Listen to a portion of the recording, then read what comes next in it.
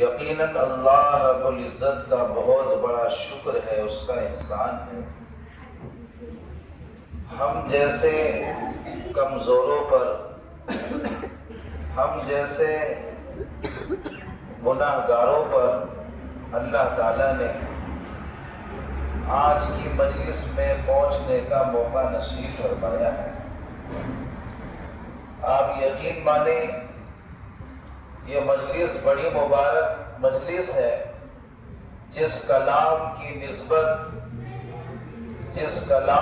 نسبت اللہ رب العزت کے ذات کے ساتھ وابستہ ہے۔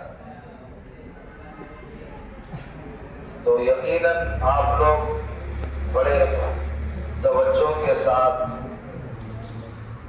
اور بڑے اطمینان کے ساتھ صبح سے قرآن پاک کو سن رہے تھے۔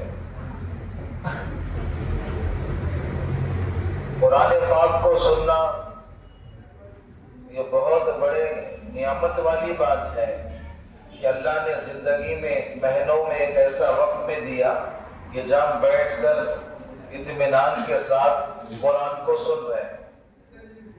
تراویح کے علاوہ موقع کہاں ملتا ہے جہاں قرآن پاک کو سنا جائے؟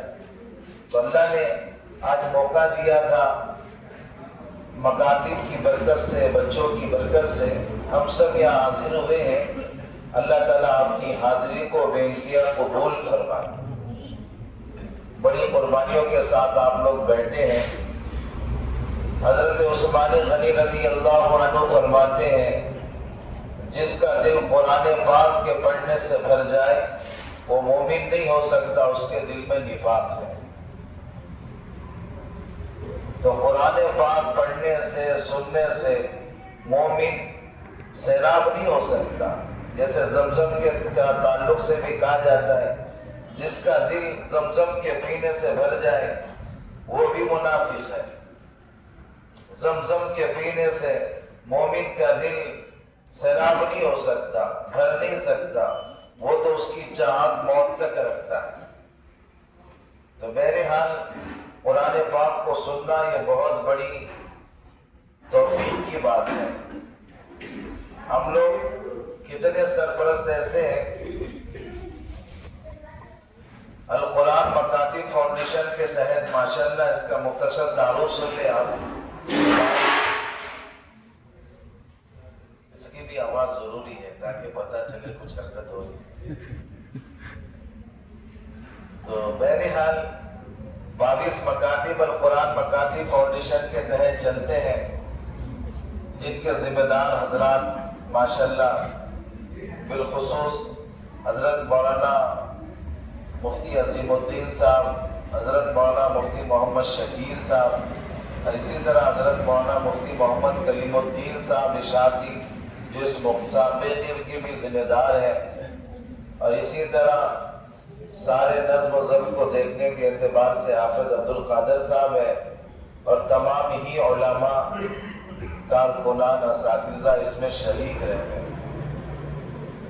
ان تمام مکتبوں میں پہلے مسابقہ رکھا گیا، جہاں سے اول دوم سوم کے طلبہ کو جمع کیا گیا۔ اول دوم سوم کے طلبہ کو جمع کرنے کے بعد پھر ایک فائنل مسابقہ آج کے ڈیٹ میں رکھا گیا، تاکہ طلبہ جمع ہو کر اپنی صلاحیت کا، اپنی محنت کا مظاہرہ آپ لوگوں کے سامنے کر سکیں، جو انہوں نے کیا الحمدللہ، یہ بڑی بات ہے۔ اب اس میں بھی اول دوم سوم ایک ہی چاہے گا، دو ہے، یہ لوگ جانچنے والے نمبر ہیں جنہوں نے بڑی امانت اور دیانت کے ساتھ الحمدللہ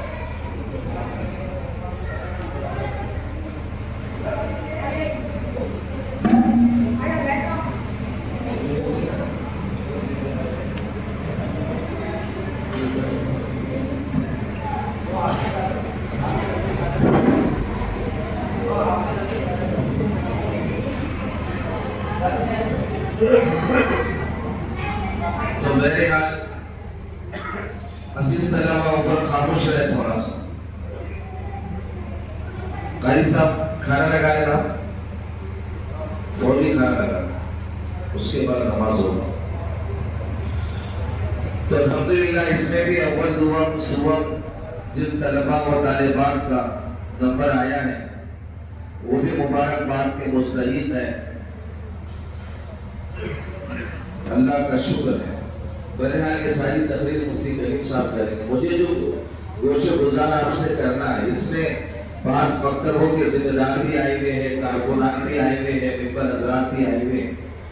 यकीन माने कुरान मजीद अल्लाह के ज़ात आली से निकलावा का नाम है।